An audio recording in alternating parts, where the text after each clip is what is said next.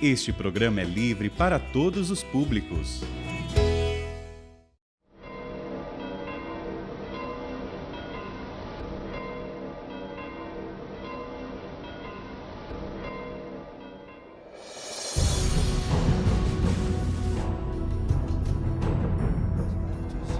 Plena libertate declaro, renunciare ita da die, me Ministério Episcopi Rome.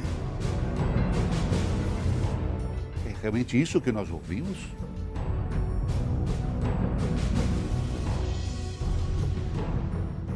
Todos nós fomos surpreendidos e também nos perguntávamos o que isso significava para o futuro da igreja. Todo mundo saía das suas salas, mas vocês ouviram? E a renúncia de um Papa não é algo que acontece a cada ano.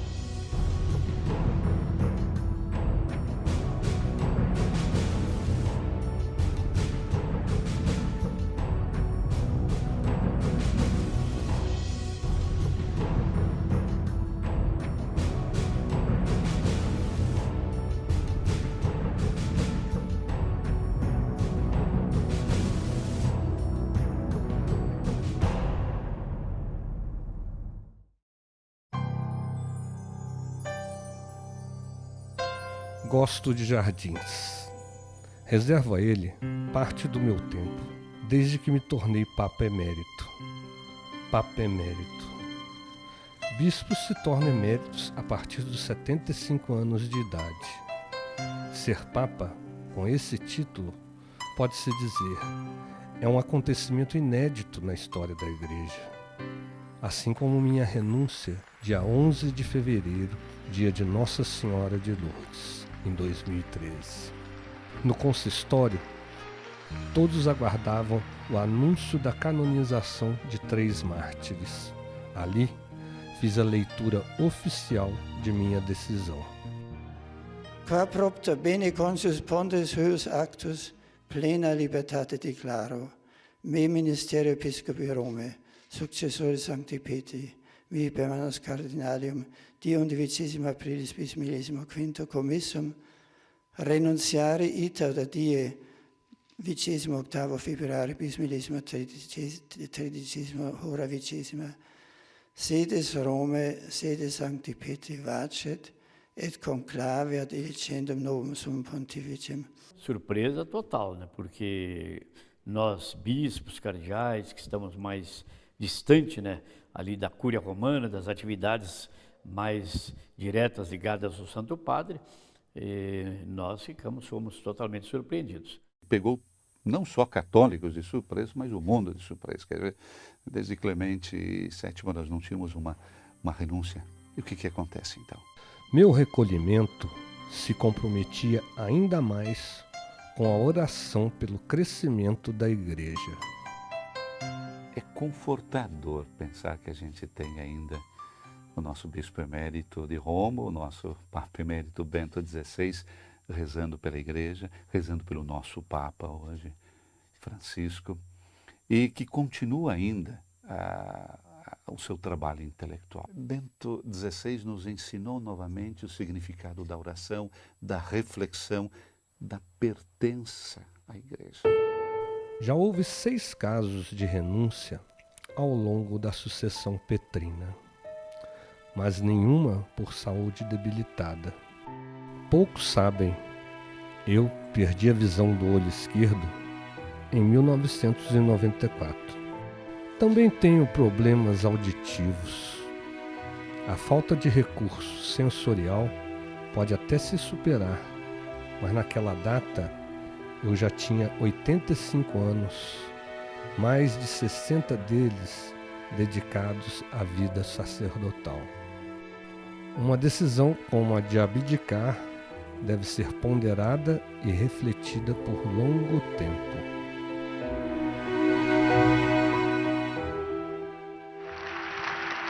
In questi ultimi mesi ho sentito che le mie forze erano diminuite e ho chiesto a Dio con insistenza nella preghiera di illuminarmi con la sua luce per farmi prendere la decisione più giusta non per il mio bene, ma per il bene della Chiesa. Já havia, creio eu, mais de 600 anos desde a última renúncia de um Papa. De modo que esse impacto foi muito grande, embora o Papa Bento XVI já tivesse acenado algumas vezes sobre a possibilidade da sua renúncia. Inclusive a visita que ele fez ao túmulo do Papa Celestino V, e nós sabemos que justamente esse Papa havia renunciado ao pontificado. Voltou à sua vida de mosteiro, ele era um religioso. Para mim, todavia, a decisão parecia tão evidente que não foi um doloroso conflito interior. Eu tinha a consciência da responsabilidade dessa escolha e de sua gravidade, algo que exige exame contínuo e escrupuloso diante de Deus e de si mesmo. Isso sim, mas não no sentido de que isso, digamos, me dilacerou. Foram 8 anos de pontificado, mas ele marcou essa década, marcou uma geração de religiosos, de sacerdotes, de seminaristas e de leigos que viram na figura dele o sucessor de Pedro, sim, como vem no Papa Francisco, mas viram nele também um mestre espiritual. É inegável que você crie identificações com as pessoas na igreja, pessoas distintas se tornam referências de fé para você. Bento XVI tornou-se uma grande referência universal. Durante o período do pontificado do Bento XVI, os peregrinos iam a Roma para escutar o Papa Bento XVI, as suas belas homilias, quase que comparáveis aos padres da igreja primitiva, entende? E os seus escritos estão sendo todos hoje traduzidos, a coleção completa dos seus escritos. Assim como a branca fumaça que anunciou meu pontificado enquanto Papa, eu não poderia dar início a questões de longa duração. Eu acho que o pontificado dele foi um pontificado muito importante, sobretudo por esse aspecto de ter sido um mestre da fé.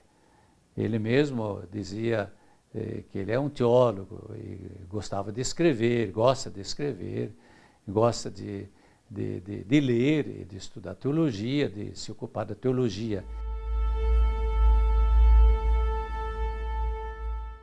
La parola amore oggi è così sciupata, così consumata e abusata che quasi si teme di lasciarla affiorare sulle proprie labbra. Eppure è una parola primordiale, espressione della realtà primordiale. Noi non possiamo semplicemente abbandonarla, ma dobbiamo riprenderla, purificarla e riportarla al suo splendore originario perché possa illuminare la nostra vita e portarla sulla retta via.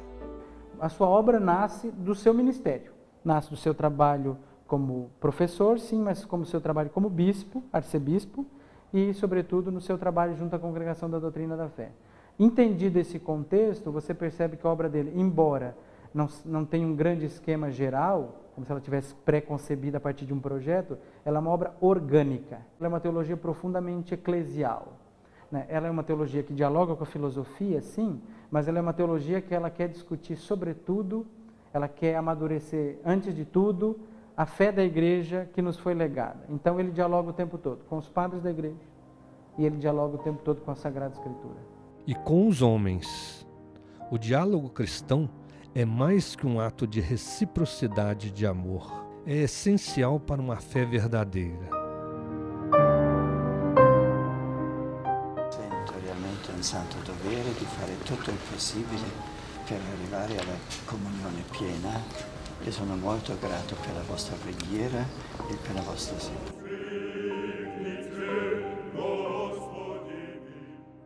Precisamos subir as montanhas e não descer da cruz. A reflexão não redime sacrifícios. Muito de minha obra tem como base o diálogo com homens da igreja, teólogos, correntes laicas, próprias do mundo moderno e pós-moderno.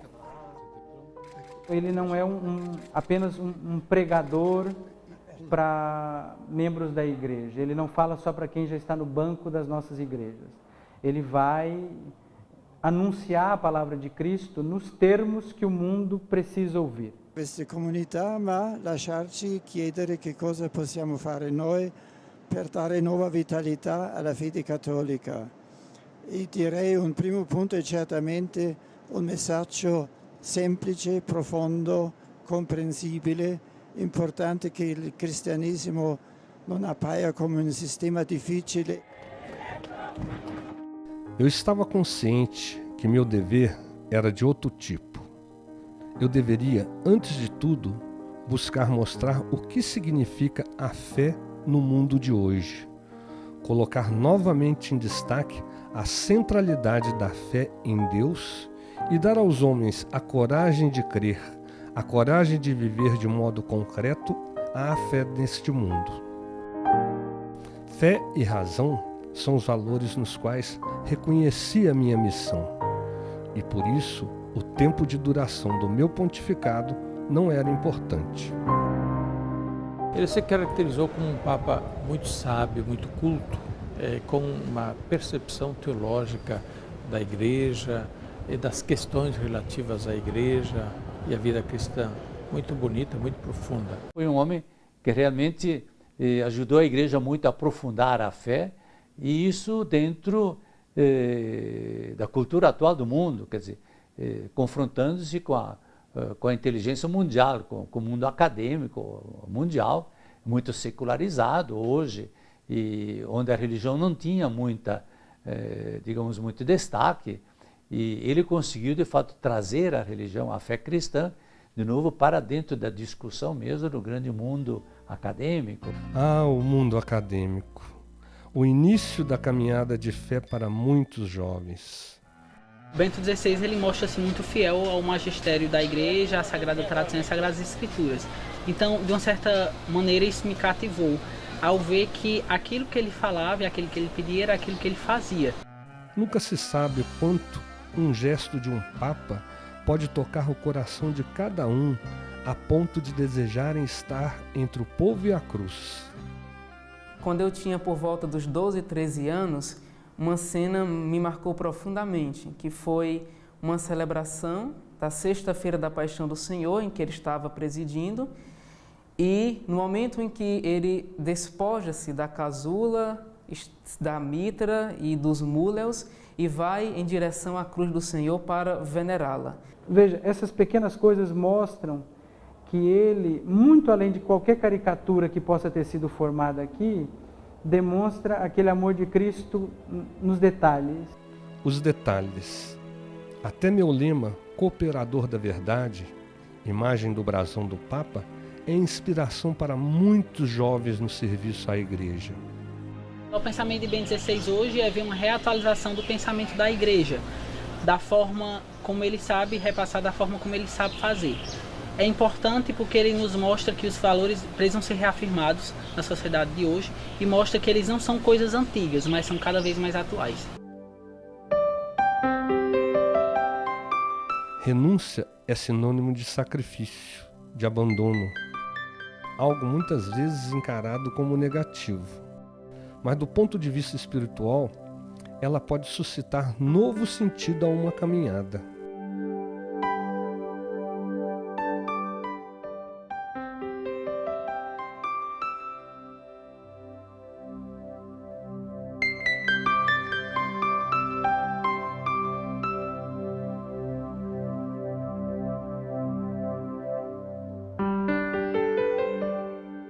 Eis-me finalmente na Fazenda Esperança.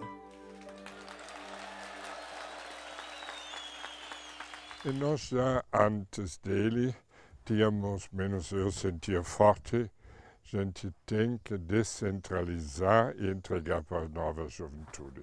Não pode ficar tudo numa pessoa. Mesmo que se Deus te escolheu como fundador, nosso caso são 4, mas não é para sempre. Fascinou-me este modo de viver e deu um novo impulso à minha vida como franciscano. Isso para dar um impulso e depois deixa outros levar e ficar junto, não morremos. Com a vinda dele, ocorreu um tsunami de pedidos de diocese de todo o mundo. Então, agora que se completa 10 anos da vinda do Papa Bento XVI na Fazenda, simplesmente triplicou.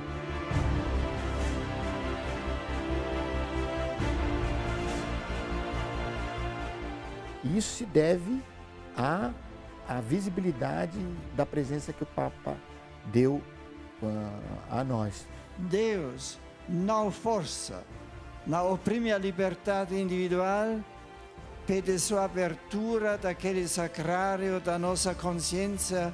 A tarefa do Papa é renovar nos corações essa luz que não ofusca, pois quer iluminar o íntimo das almas que buscam o verdadeiro bem e a paz que o mundo não pode dar. –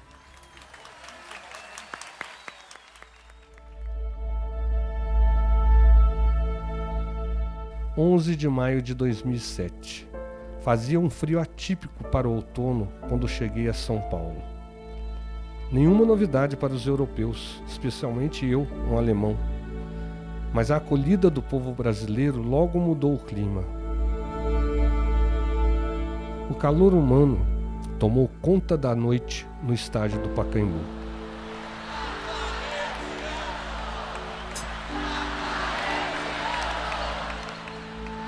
E aí os jovens foram realmente assim muito felizes. Eles acolheram o Papa, o abraçaram, subiram ao palco. Ele se sentiu imediatamente muito acolhido e muito feliz. No Mosteiro São Bento, 10 mil pessoas me aguardavam. Tinha muita gente que vinha, que do lado de fora cantava, gritava, queria ver o Papa, não sei o quê.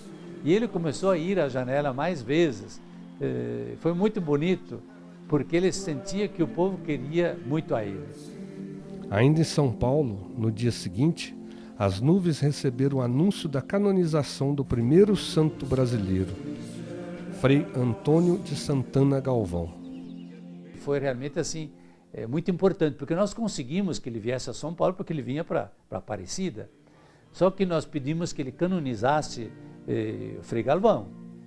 E ele aceitou de vir, porque então ele veio para São Paulo, celebrou aquela grande missa de mais de 1 milhão de pessoas, e com toda aquela recepção durante o dia, lá no Mosteiro de São Bento, com o povo sempre ali. Ele se sentiu muito feliz. E a partir daí, ele teve um relacionamento assim também muito fraterno, muito amigo com a Igreja do Brasil. Canonizou Santo Antônio de Santana Galvão quando eu era arcebispo de São Paulo e, portanto, eu tive alguns momentos de convivência muito próximos do Papa Bento XVI e pude sentir também a figura muito interessante deste Papa, que era muito simples, era muito humilde e sabia ouvir muito.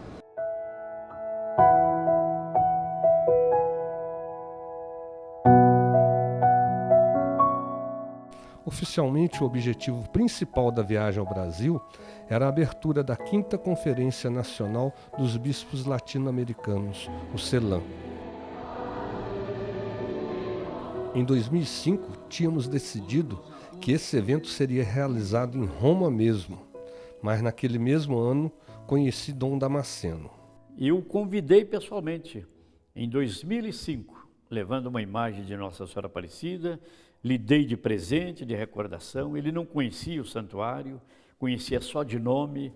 E naquela época eu convidei, Santo Padre, o senhor está convidado a visitar a Aparecida. E ele guardou no seu coração, mais do que na sua memória, esse convite. Esse convite foi feito formalmente através de uma carta, acompanhando esta imagem que eu lhe dei de presente. E pouco tempo depois, o Papa Bento nos respondeu, justamente dizendo que agradecia o convite e que veria a possibilidade de atender o meu convite. Enfim, Aparecida, no Seminário Bom Jesus. A essa altura, já no ritmo do jeito brasileiro de acolher, passei a me sentir em casa. Foi emocionante, porque nós fomos treinados para não nos dirigirmos a ele E qual não foi a surpresa de cada um que ele veio até nós, estendendo a sua mão e nos cumprimentando. Então foi muito emocionante esse primeiro contato com o Papa Bento XVI. Como é bom estarmos aqui nesta Basílica Mariana, para onde neste tempo convergem os olhares e as esperanças do mundo cristão, de modo especial da América Latina e do Caribe. Finalmente, o objetivo principal da visita, a 5ª Conferência Episcopal Latino-Americana. Das 5, a única realizada num santuário foi a conferência aqui em Aparecida. Se ascender aos céus.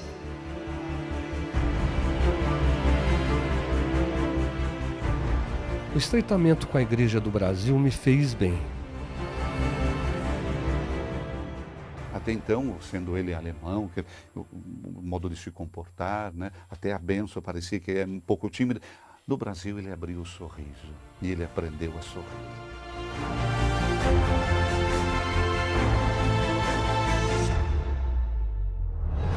Até a bênção.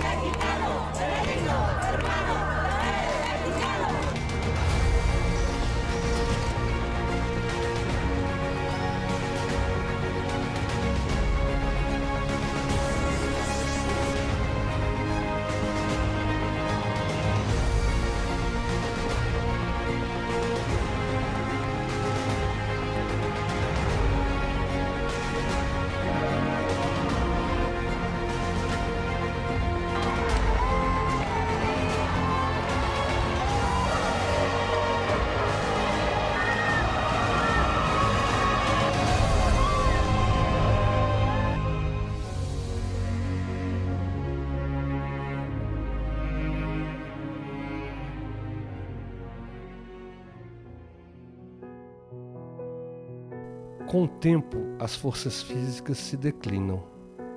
Somente elas poderiam limitar o andamento de meu pontificado, e não os embates promovidos pelo mundo moderno.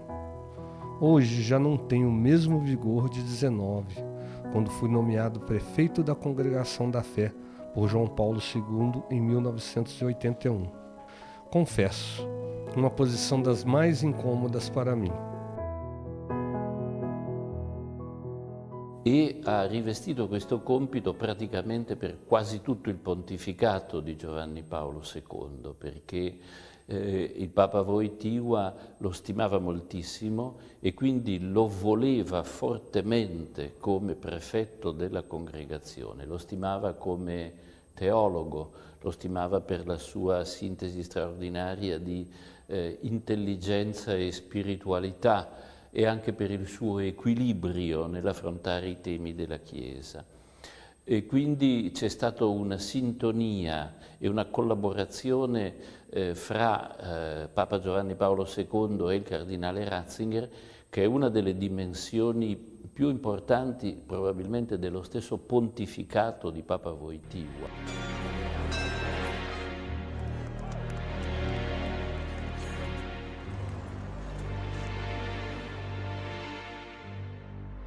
Os enfrentamentos do mundo moderno eram presentes: corrupção, pedofilia, aborto, heresias. Entre tantos embates, um deles me afetou: Richard Williamson. Após o decreto que revogava a excomunhão, ele provocou grande ira na Europa ao negar o Holocausto. Eu não tinha conhecimento de sua posição negacionista. Em 2006, visitei Auschwitz. O Holocausto é um fato diretamente sensível para alemães e judeus, e a toda a humanidade. O diálogo precisa ser constante num mundo multifacetado. A religião é uma ponte entre diferentes culturas raças e religiões. Ao longo do meu pontificado, incentivei essa travessia.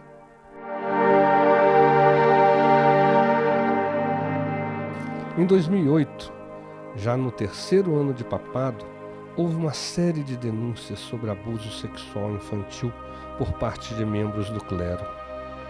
Foi uma das crises mais sérias da Igreja. Encontrei-me com vítimas nos Estados Unidos e na Austrália para pedir perdão em nome da Igreja. Também expressei em carta minha perplexidade às vítimas da Irlanda e, por discurso, às de Malta.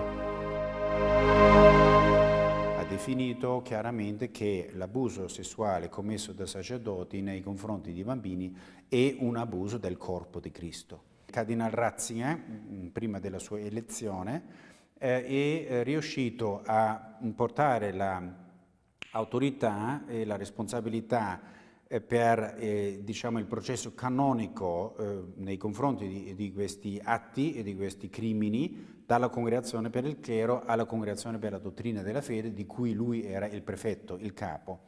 Quindi il Papa poi nel 2010 ha revisionato la legge della Chiesa in merito. Da quel momento sono stati inclusi ad esempio i reati di possesso e disseminazione di pedopornografia. Talvez poucas pessoas saibam, como prefeito da Congregação da Fé, eu já havia pedido mudanças no Código de Direito Canônico. Embora a pena por pedofilia praticada por um clérigo já constasse no documento, a partir de então ela passou a constar entre os crimes mais graves da Igreja, tanto quanto os delitos cometidos contra a Eucaristia e a quebra de confissão. O Bento XVI ele foi um grande promotor da purificação dos quadros eclesiais, exigindo os sacerdotes que sejam fiéis à sua ordenação. Então ele dispensou do ministério muitos que não correspondiam a essas exigências. Distinguiamo forse la motivazione specifica di quelli che si sentono scandalizzati da questi crimini che sono stati rivelati in ultimi tempi. Posso capire che in vista di tali informazioni, soprattutto se sono vicini a persone proprie, uno dice: questa non è più una mia Chiesa, la Chiesa era per me forza della umanizzazione, della moralizzazione. Se rappresentanti della Chiesa fanno il contrario, non posso più vivere con questa Chiesa. Io penso, parlando con queste persone, dobbiamo andare fino al fondo a questa questione: che cosa è la Chiesa, che cosa è la diversità, perché sono nella Chiesa anche se ci sono scandali, umanità terribili, e così rinnovare la consapevolezza della specificità di questa essere Chiesa, del popolo da tutti i popoli che è popolo di Dio, e così imparare a sopportare anche scandali e lavorare contro questi scandali, proprio essendo nell'interno desta grande rete del Signore. Ele começou a tomar medidas muito radicais, realmente muito fortes. Ele combateu de toda forma, ele combateu digamos, esse escândalo todo, essa crise toda. E depois legou isso também para o Papa atual, que também assumiu essa questão de que nessa matéria tollerância è zero. Nel 2011, nel pontificato di Papa Benedetto, la Congregazione per la Dottrina della Fede ha scritto a tutte le conferenze episcopali una lettera in cui non solo veniva spiegata la legislazione nuova, le nuove norme, ma ha chiesto a tutte le conferenze episcopali del mondo, che sono circa 110, di produrre una prima bozza per linee guida che poi sarebbero state riviste e poi diciamo, approvate per il territorio di ciascuna di queste rispettive conferenze episcopali. In questo documento della Congregazione per la Dottrina venivano spiegate 5 aree che dovevano essere e devono essere coperte dalle linee guida. A partir daí, os bispos passaram a ser obrigados a comunicar os casos de pedofilia à Santa Sé. Convocou, no meio de tanta crise, um ano sacerdotal, Então, redescobrir o papel dos sacerdotes na igreja. Esse ano sacerdotal ajudou os padres de novo a erguer a cabeça e poder dizer que, afinal de contas, os padres não podem ser acusados disso. Existem padres, sim, ma non os padres non podem ser accusados disso. E così è successo che proprio in questo anno di gioia per il sacramento del sacerdozio siano venuti alle luci i peccati dei sacerdoti, soprattutto l'abuso nei confronti dei piccoli, nel quale il sacerdozio come compito della sua premura di Dio a vantaggio dell'uomo viene volto nel suo contrario. Anche noi chiediamo insistentemente perdono a Dio e dalle persone coinvolte, mentre intendiamo promettere di voler fare tutto il possibile affinché un tale abuso non possa succedere mai più, promettere che nella missione al ministero sacerdotale e nella formazione durante il cammino di preparazione adesso faremo tutto ciò che possiamo per vagliare l'autenticità della vocazione e che vogliamo ancora di più accompagnare i sacerdoti nel loro cammino affinché il Signore li protegga, li custodisca in situazioni penose e nei pericoli della vita. Ele pensava que fosse uns 1000 padres, alguma coisa assim que viesse. Só que com o tempo, aos poucos, foi aumentando o número, no final eram 16.000, era mais da metade da praça de São Pedro, e ele ficou muito comovido, muito feliz, e sobretudo naquela noite anterior, na vigília, ele chegou a se emocionar. Dio si serve di un povero uomo al fine di essere attraverso lui presente per gli uomini e di agire in loro favore.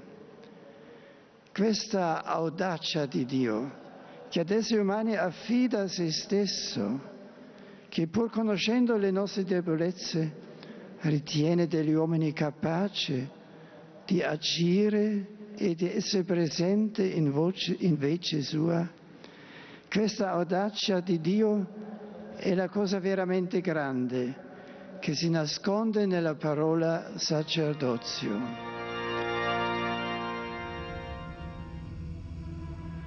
Ainda em 2010, surgiram denúncias de desvio de dinheiro no Instituto de Obras Religiosas da Igreja. Para mim, a instituição sempre foi um grande ponto de questionamento e dei vários passos para reformá-la. Trabalhei sempre em silêncio, tanto no aspecto legislativo quanto organizativo. No fim daquele ano, promulguei leis para fechar qualquer porta à lavagem de dinheiro. Fiz mudanças na direção da instituição. O Papa tomou conhecimento de tudo isso e tomou realmente medidas iniciais para justamente corrigir esses desvios da igreja e também esses desvios em relação também, digamos, à questão financeira, econômica que estava ocorrendo no Vaticano e precisamente neste banco, denominado Banco do Vaticano. O Papa foi muito corajoso. Os embates se sucediam. Em 2012, documentos oficiais que haviam sido roubados foram divulgados. Em um organismo composto por milhares de pessoas, é impossível que todas sejam boas. Há que se considerar que isso existe e é muito doloroso. Mas existem pessoas muito boas, e isso supera todo o restante. E ainda digo, o mundo é assim. Na rede, sempre há peixes bons e ruins. This morning, the Holy Father Benedict XVI visited Paolo Gabriele in prison in order to confirm his forgiveness and to inform him personally of his acceptance of the request for pardon. A imprensa, vamos dizer, machucou muito, eu creio, o coração de Bento XVI. Com certas afirmações que ele nunca disse, com certas, digamos assim, opiniões que não tinham nem pé nem cabeça, né? Que saíam assim a improviso, com certas comparações que não tinham nenhum sentido. Ele era simplesmente alguém que queria fazer e cumprir a sua missão. Que o Bento XVI, embora ele tenha sido atacado e criticado como vamos dizer assim, um político não tão hábil, temos obras de vaticanistas que vão falar de uma crise de um papado. Eu fico aqui com a máxima do Hans Urs von Balthasar, que dizia que para você entender um pontificado, você só entende depois.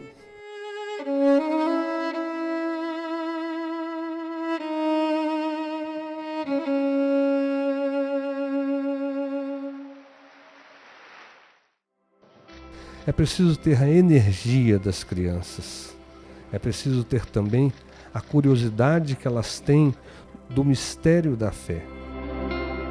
La mia catechista, preparandomi al giorno della prima comunione, mi ha detto che Gesù è presente nell'Eucaristia. Ma come? Io non lo vedo.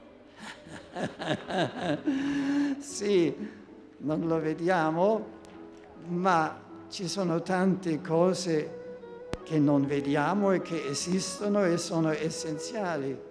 Per esempio, non vediamo la nostra ragione, tuttavia abbiamo una ragione.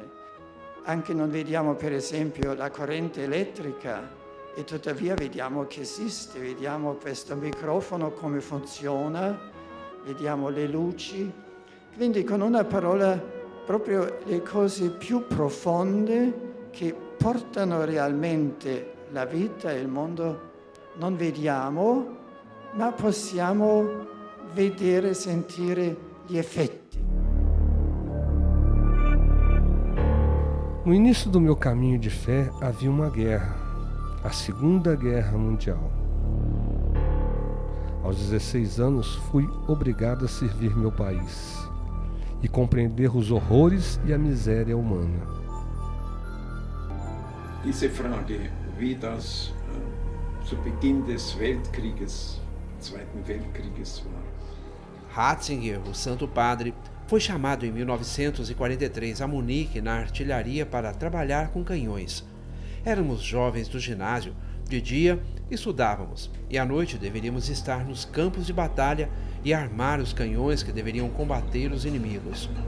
Em 1944 ele se tornou soldado e foi mandado para o combate contra os russos que já estavam na Hungria, e então foi ferido no braço. Depois de alguns dias, partiu para encontrar seus pais, mas um comando à procura de desertores o encontrou. Ser preso sem documentos e fugindo significava a morte, mas como ele estava gravemente ferido, o deixaram partir. Eram tempos terríveis. Não era o bom combate que almejava combater, como o apóstolo Paulo. Antes de me tornar o sucessor de Pedro, fui forjado na fé ainda menino. Meu pai, comissário, minha mãe cozinheira. Minha irmã Maria, dedicada à família. E meu irmão foi ordenado sacerdote junto comigo. Eu tinha 24 anos, sonhava em ser professor de teologia. Tornei-me vice-reitor da Universidade de Ratisbona, professor na Faculdade de Freising, até me tornar doutor em teologia dogmática. Lecionei em Bonn, Münster, Tubinga. Sì, come professore Ratzinger. Sim, como professor, Ratzinger, aqui em Regensburg, já era o mais famoso de todos os outros da universidade. Tantos estudantes vinham do exterior, até mesmo de outros continentes, para ouvir suas aulas ou fazer a tese de doutorado com ele. La tesi dottorale. O primado de Deus é o primado do amor e da verdade. Amor e da verdade talvez sejam as duas categorias ou as duas palavras que ele mais aplica a Deus em todo o seu pontificado. Então, da minha perspectiva, se eu pudesse resumir a teologia do Bento XVI, é radicada na fé, no anúncio, na liturgia da igreja e que tem, acima de tudo, um discurso central sobre Deus. Então, ela é verdadeira teologia, é um verdadeiro discurso sobre Deus. A universalidade do catolicismo, a sua pluralidade, homens provenientes de todas as partes da terra se encontraram e, unidos pelo mesmo ministério episcopal, puderam dialogar e buscar uma estrada comum. Concílio Vaticano II, uma experiência inesquecível.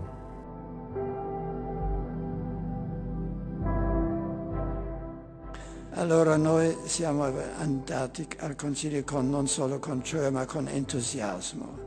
Era un'aspettativa incredibile, speravamo che tutto dovrebbe rinnovarsi, realmente venire un nuovo Pentecoste, una nuova era della Chiesa, perché la Chiesa era ancora abbastanza robusta in quel tempo, la prassi domenicale ancora buona, anche le vocazioni al sacerdozio e alla vita religiosa erano già un po' ridotte ma ancora sufficienti, ma tuttavia si sentiva che la Chiesa non va avanti ma si diminuisce, che sembra piuttosto una realtà del passato e non la portatrice del futuro. E adesso speravamo che questa relazione si rinnovi, si cambi, che la Chiesa di nuovo sarebbe forza del domani e forza dell'oggi. E abbiamo saputo che, diciamo, la relazione tra la Chiesa e il periodo moderno dall'inizio era un po' contrastante, cominciando con l'errore della Chiesa nel caso di Galilei, e si pensava di correggere questo inizio sbagliato e di trovare di nuovo l'insieme tra la Chiesa e le forze migliori del mondo per aprire il futuro dell'umanità, per aprire il vero progresso. Em 1977, fui nomeado arcebispo de Munique-Freising pelo Papa João Paulo VI. No mesmo ano, fui feito cardeal.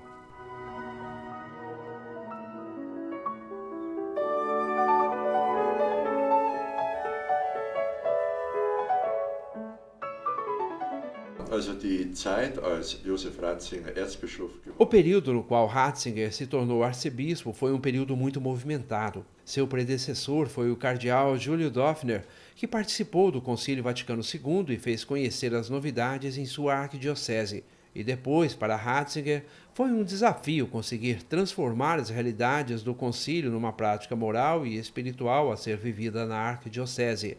Ele era um pregador excelente, por isso as pessoas vinham de fora para ouvir suas homilias.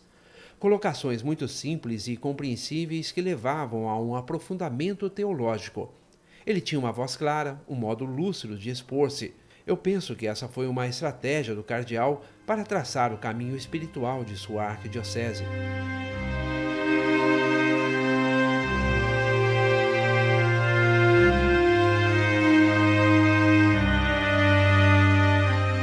Participei do primeiro conclave de minha vida.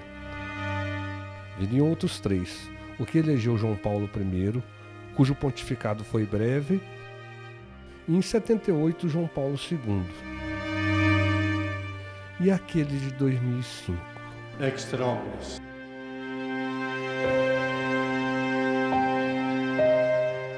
No pontificado de João Paulo II, novos rumos para a Igreja, novos rumos em minha missão.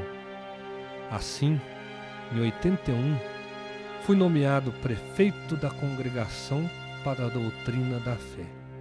Cardinale Ratzinger, in sintonia col Papa, ha affrontato con molto coraggio dei temi difficili che sono stati anche oggetto di grandi discussioni. I brasiliani lo sanno, i temi della teologia della liberazione, per esempio, in cui in sintonia con il Papa Giovanni Paolo II il cardinale Ratzinger ha affrontato con coraggio quello che riteneva un problema serio di osservazione della buona dottrina della Chiesa Cattolica con il rischio della contaminazione dal punto di vista marxista.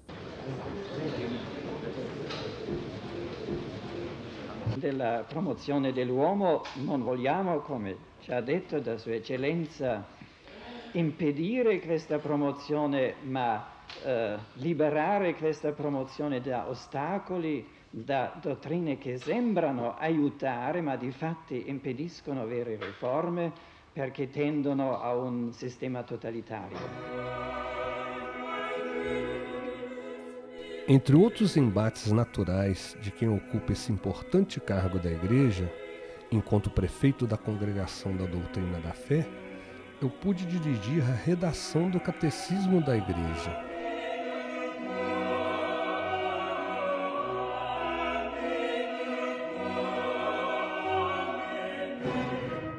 And it was always a problem that the faith of many persons was deficient and insufficient. Today it is clear with all the relativism and so its problem is stronger than in past times.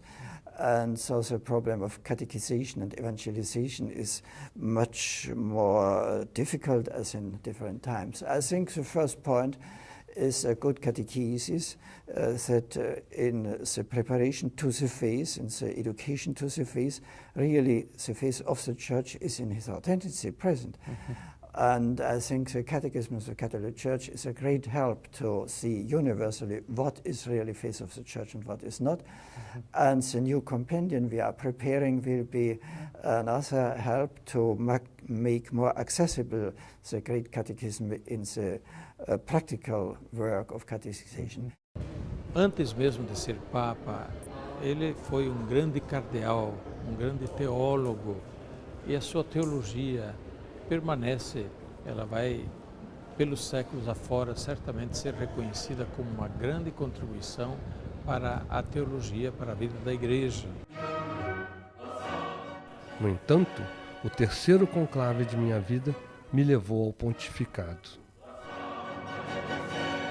A guilhotina, afinal, pairou sobre minha cabeça. Deswegen habe ich mit tiefer Überzeugung zum Herrn gesagt, tu mir das nicht an. Du hast Jüngere und Bessere, die mit ganz anderem Elan und mit ganz anderer Kraft an diese Aufgabe herantreten können. In dieser Situation, wo der Herr mir offenbar nicht zuhörte,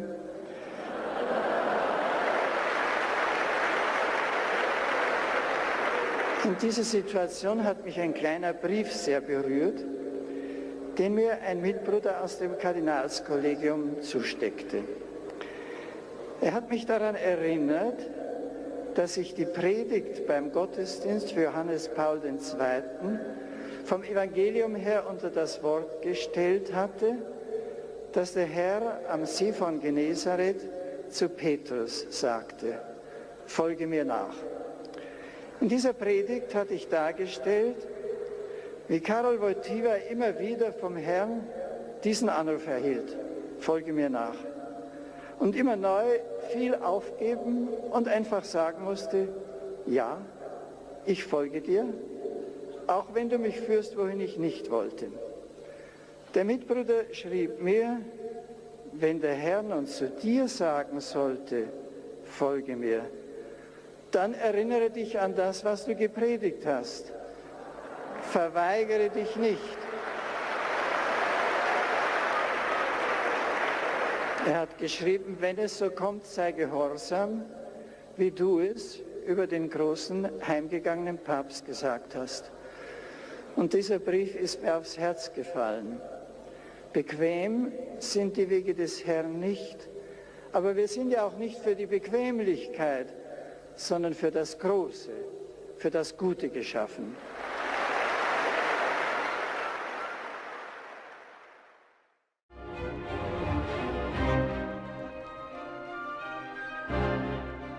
Habemus Papa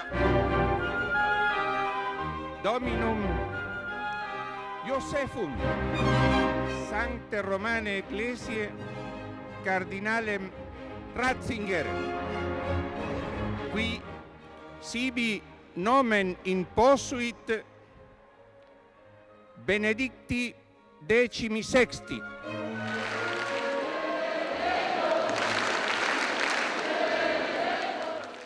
Dopo il grande Papa Giovanni Paolo II, i signori cardinali hanno eletto me, un semplice, umile lavoratore nella vigna del Signore. Mi consola il fatto che il Signore sa lavorare e agire anche con strumenti insufficienti e soprattutto mi affido alle vostre preghiere. Nella gioia del Signore risorto, fiduciosi del suo aiuto permanente, andiamo avanti. Il Signore ci aiuterà e Maria, sua Santissima Madre, sta alla nostra parte. Grazie.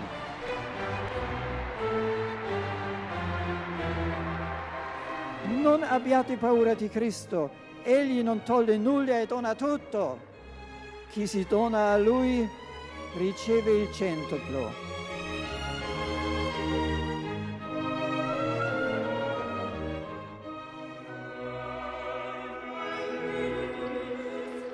Não há amor sem sofrimento, sem o sofrimento da renúncia a si mesmo, da transformação e purificação do eu para a verdadeira liberdade. Onde não houver algo pelo qual vale a pena sofrer, também a própria vida perde o seu valor.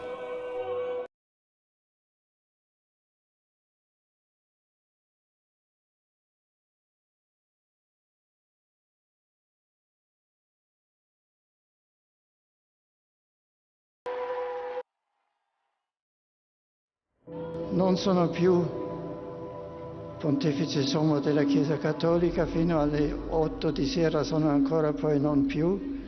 Sono semplicemente un pellegrino che inizia l'ultima tappa del suo pellegrinaggio in questa terra.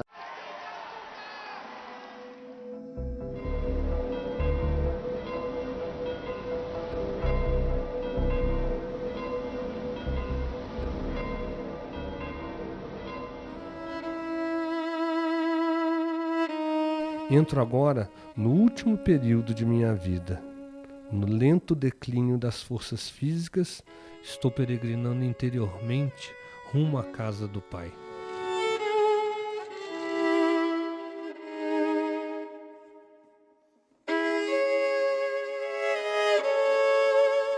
Foram 9 anos contemplando os jardins do Vaticano, um tempo profundo de reflexão. Entre orações, artes e leituras, acompanhou os acontecimentos do mundo.